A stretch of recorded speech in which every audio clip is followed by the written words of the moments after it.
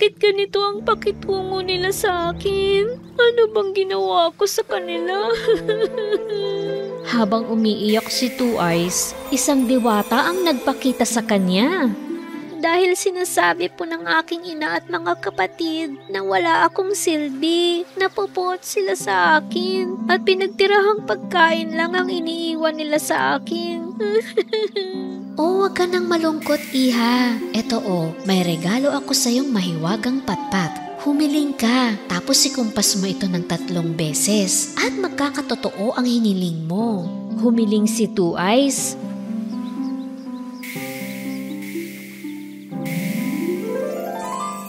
At may lumitaw na hapagkainan na puno ng masasarap na pagkain.